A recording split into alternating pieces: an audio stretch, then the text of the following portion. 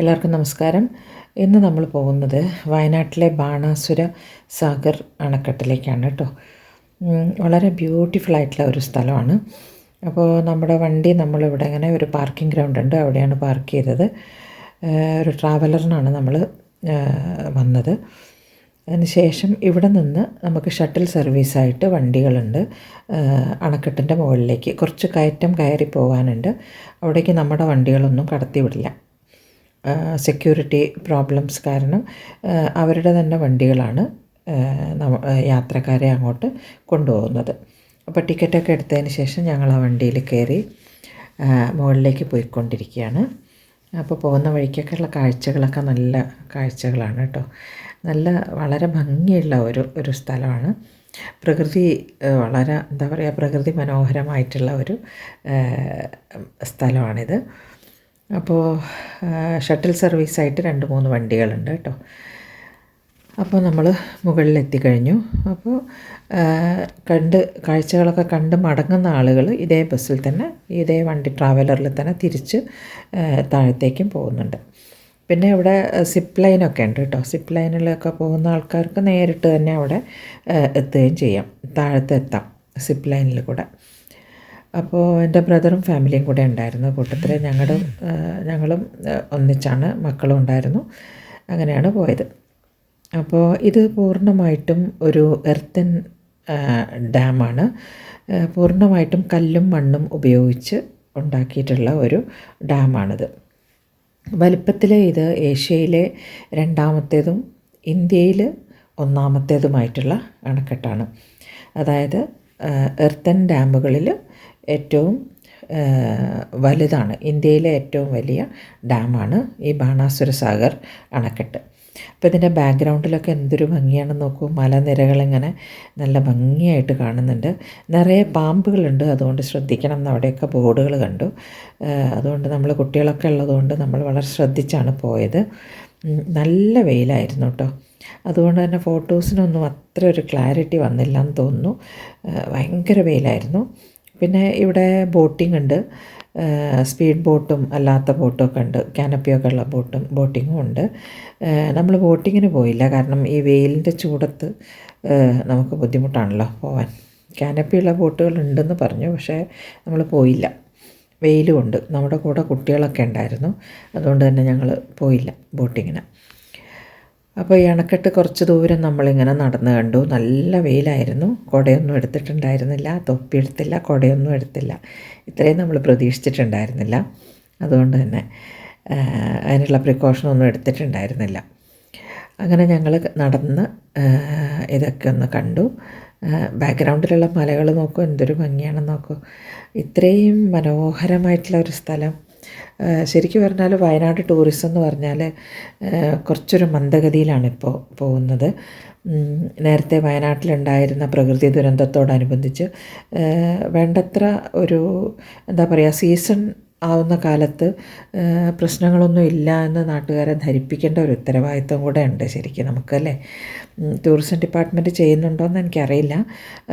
എങ്കിലും ഈ സീസൺ, അതായത് മഴക്കാലം ഒഴികെയുള്ള നവംബർ ഡിസംബർ അങ്ങോട്ടുള്ള കാലങ്ങളിൽ ഒരു മാർച്ച് ഏപ്രിൽ വരെയൊക്കെ നല്ല കാലാവസ്ഥയാണ്. അപ്പോൾ അതുകൊണ്ട് തന്നെ ഈ ടൂറിസത്തിന്, വയനാട് ടൂറിസം ഏറ്റവും നല്ല ഒരു പീക്കിലെത്തേണ്ട സമയമാണിപ്പോൾ. കാരണം ധാരാളം യാത്രക്കാർക്ക് വരാൻ പറ്റിയ ഒരു കാലഘട്ടമാണ് ഇപ്പോൾ. ഇതിന് എത്രത്തോളം പ്രചാരണം ടൂറിസം വകുപ്പൊക്കെ ചെയ്യുന്നുണ്ടെന്നുള്ളത് നമുക്കറിയില്ല. എങ്കിലും വയനാട് ടൂറിസം ശരിക്കും ഒന്നും കൂടെ നന്നായിട്ട് ഫ്ലറിഷ് ചെയ്യേണ്ടതാണ് ശരിക്കും. വയനാട് വളരെ മോശമായിട്ടുള്ള ഒരവസ്ഥയിൽ കൂടിയാണ് ഇപ്പോൾ കടന്നു പോകുന്നത്. കാരണം ഈ പ്രകൃതി ദുരന്തങ്ങൾ തന്നെ. അപ്പോൾ വളരെ ബ്യൂട്ടിഫുള്ളായിട്ടുള്ള ഒരു സ്ഥലമാണ്. നന്നായിട്ട് സെറ്റ് ചെയ്തിട്ടുണ്ട്.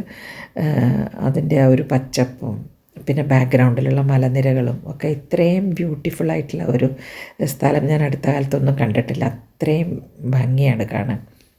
അത് വളരെ നന്നായിട്ട് തന്നെ അത് മെയിൻ്റനൻസും ഉണ്ട്. അതുകൊണ്ട് തന്നെ ധാരാളം കുറച്ച് ലോക്കലായിട്ടുള്ള ആളുകളാണ് കൂടുതലായിട്ട് വരുന്നത്. മലയാളികൾ തന്നെയാണ് അധികവും വരുന്നത്. പക്ഷെ പുറം രാജ്യങ്ങളിൽ നിന്നൊക്കെ ടൂറിസ്റ്റുകൾ വരുന്നത് വളരെയധികം കുറവാണിപ്പോൾ. അത് നമ്മുടെ സാമ്പത്തിക വ്യവസ്ഥേനെ തന്നെ ബാധിക്കുന്നതാണ് ശരിക്കും. അപ്പോൾ അതുകൊണ്ട് ശരിക്കും ഇതിന് നല്ല ഒരു പ്രചരണം തന്നെ കൊടുക്കേണ്ടതാണ്. ഈ സീസണിലൊന്നും വരുന്നതിനൊന്നും ഭയപ്പെടേണ്ടത് ആവശ്യമില്ല. മഴക്കാലത്ത് മാത്രമേ നമുക്ക് വയനാട്ടിൽ ഭയപ്പെടേണ്ട ആവശ്യമുള്ളൂ. അപ്പോൾ ഞങ്ങൾ ഇതിലേക്ക് എങ്ങനെ നടന്നു. പിന്നെ അവിടെ കുറേ ആക്ടിവിറ്റീസൊക്കെ ഉണ്ട് കേട്ടോ. എല്ലാ ആക്ടിവിറ്റീസിലൊന്നും നമ്മൾ പങ്കെടുത്തില്ല. ഒരുപാട് ഊഞ്ഞാലുകളൊക്കെ കെട്ടിയിട്ടുണ്ട് ഒരു സ്ഥലത്ത്.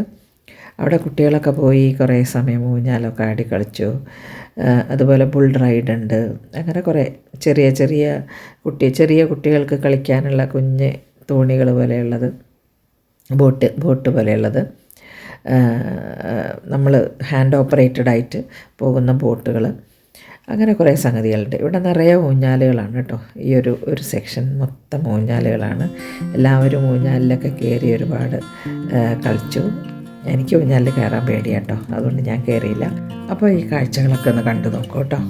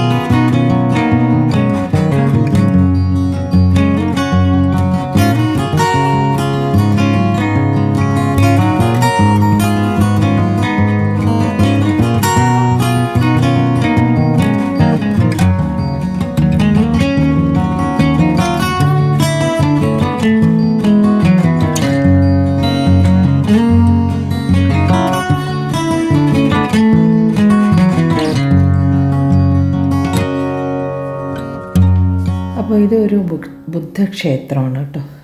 ഞങ്ങൾ ഭക്ഷണം കഴിക്കാൻ പോയ സ്ഥലത്ത് കണ്ടതാണ്. അപ്പോൾ ഇന്ന് ഇത്രയേ ഉള്ളൂ. ഇനി എൻ്റെ ചാനൽ സബ്സ്ക്രൈബ് ചെയ്തില്ലെങ്കിൽ ഒന്ന് സബ്സ്ക്രൈബ് ചെയ്യുക, ലൈക്ക് ചെയ്യുക, ഷെയർ ചെയ്യുക, കമൻറ്റ് ചെയ്യുക. ഇനി മറ്റൊരു വീഡിയോയിൽ കാണുന്നവരെ നന്ദി, നമസ്കാരം.